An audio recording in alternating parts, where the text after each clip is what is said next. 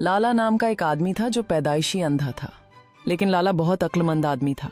किसी तरह पढ़ाई लिखाई करके शादी के काबिल हो गया। लाला के माँ बाप ने उसकी शादी कर दी। उसकी बीवी की आंखें ठीक थीं, जो कि लाला को उनकी अक्ल की बिना पर अपना शौहर बनाया था। दोनों की जिंदगी अच्छे से चलने लगी। कदम कदम पर लाला की बीवी उसकी मदद में लगी रहती थी।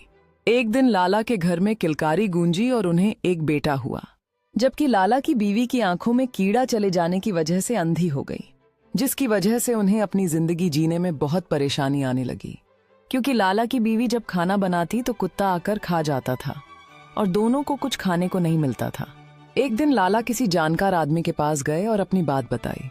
उस आदमी ने लाला को बोला, जब आपकी बीवी खाना बनाने लगे तो आप घर के चौखट पर बैठकर डंडा पीटते रहा करो, जिसकी वजह से आपके घर पर कुत्ता नहीं आएगा। ऐसा करते कुछ दिन बीत गए और लाला और उनकी बीवी की मौत हो गई। अब बच्चा अकेले रह गया।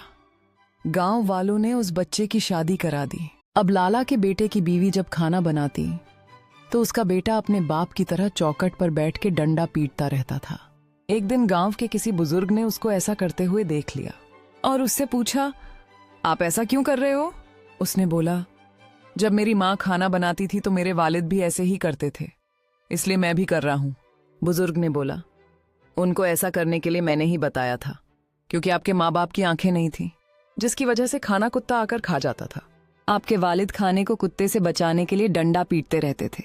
बुजुर्ग की बातें सुनकर लाला के बेटे की आंखें खुली की खुली रह गईं और आगे से ऐसा करना बंद कर दिया। कहानी से सबक, कोई भी काम बिना जाने समझे नहीं करना चाहिए। हमें पता होना चाहिए कि कोई काम हम क्यों कर रहे हैं।